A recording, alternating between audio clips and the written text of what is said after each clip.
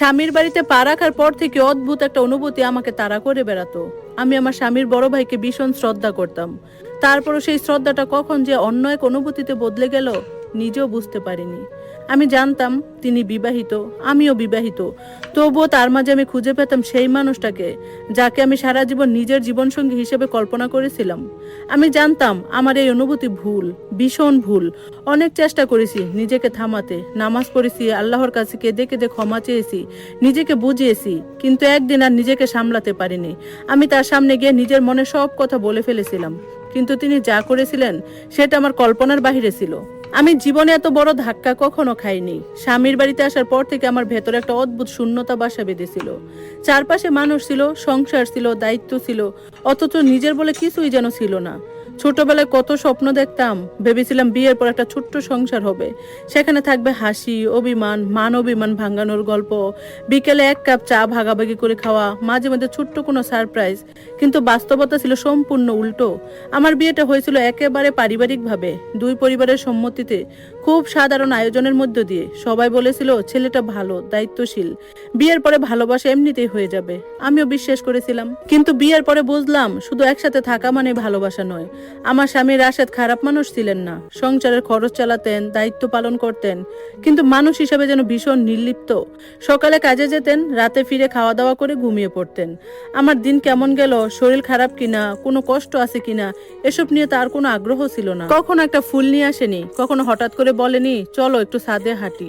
আমার জন্মদিন কবে সেটাও হয়তো তার মনে থাকতো না। প্রথম প্রথম আমি নিজেই কথা বলার চেষ্টা করতাম, কিন্তু প্রতিবারই দুই একটা কথার মধ্যে সব শেষ হয়ে যেত। ধীরে ধীরে আমিও চুপ হয়ে গেলাম। মনে হতে লাগলো আমি যেন এই বাড়ির একজন মানুষ নই, শুধু সংসারের একটা দায়িত্ব। কিন্তু এই নীরব সংসারের মাঝেও একজন মানুষকে দেখতাম যাকে দেখলে অবাক হয়ে যেতাম। রাশেদের বড় ভাই মাহির। তিনি ছিলেন সম্পূর্ণ ভিন্ন একজন মানুষ। প্রতিদিন অফিস থেকে ফিরেই প্রথমে নিজের ছেলেকে কুলে তুলে নিতেন, তারপর হাসিমুখে স্ত্রীকে জিজ্ঞেস করতেন সারাদিন কেমন কাটলো। কখনো বাজার থেকে ফেরার সময় ছোট্ট একটা শাড়ি, কখনো প্রিয় মিষ্টি, কখনো আবার কোনো কারণ ছাড়াই ফুল নিয়ে আসতেন। তাদের দুজনকে পাশাপাশি দেখলে মনে হতো এটাই বুঝি আসল সংসার, এটাই বুঝি ভালোবাসা। তিনি শুধু নিজের পরিবারের প্রতিই নন, বাড়ির সবার প্রতি ভীষণ আন্তরিক ছিলেন। আমার সঙ্গে সব সময় ভদ্রভাবে কথা বলতেন। কখনো যদি দেখতেন আমি অসুস্থ, বলতেন ভাবি শরীর খারাপ নাকি, একটু বিশ্রাম নিন। কিংবা রান্নাঘরে বেশি কাজ করতে দেখলে বলতেন এত কষ্ট করবেন না, যা পারেন করেন, বাকিটা পরে হবে। এগুলো হয়তো খুব সাধারণ কিছু কথা, কিন্তু আমার জীবনে কেউ কখনো এতটুকু যত্ন নিয়েও কথা বলেনি। সেখান থেকে শুরু হয়েছিল আমার ভেতরের যুদ্ধ। প্রতিদিন নিজেকে বুঝাতাম এভাবে ভাবা ঠিক না। তিনি আমার স্বামীর বড় ভাই, আমি তার ছোট ভাইয়ের স্ত্রী। এই সম্পর্কের বাইরে কোনো অনুভূতির স্থানই নেই। কিন্তু মানুষ নিজের মনকে সবসময় নিয়ন্ত্রণ করতে পারে না। অজান্তে আমি তুলনা করতে শুরু করলাম, কেন আমার জীবনটা এমন, কেন একজন মানুষ এত সুন্দরভাবে নিজের স্ত্রীকে ভালোবাসতে পারে আর আরেকজন পারে না। ধীরে ধীরে সেই তুলনা আমার ভেতর থেকে শেষ করে দিতে লাগলো। মাহির ভাইয়ের স্ত্রীর প্রতি আমার অদ্ভুত এক ঈর্ষা জন্ম নিল। তাদের দুজনকে হাসতে দেখলে বুকের ভেতরটা মোচড় দিয়ে উঠতো। রাতে নিজের ঘরে ফিরে বালিশ ভিজিয়ে কাঁদতাম, নিজেকে নিজে ঘৃণা করতাম। বারবার বলতাম না, এসব চিন্তা করো না, আল্লাহ আমাকে ক্ষমা করুন, আমার মনটা বদলে দিন।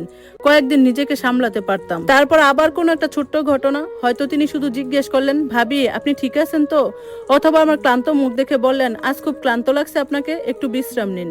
আর আমি আবার ভেঙে পড়তাম। আমি জানতাম তিনি কোনো ভুল করছেন না, সব ভুল ছিল আমার ভেতরের অপূর্ণতা, অভাব আর ভালোবাসার তীব্র ক্ষুধায় আমাকে ধীরে ধীরে এমন এক অন্ধকারে ঠেলে দিচ্ছিল যেখান থেকে বের হওয়ার পথ আমি আর খুঁজে পাচ্ছিলাম না।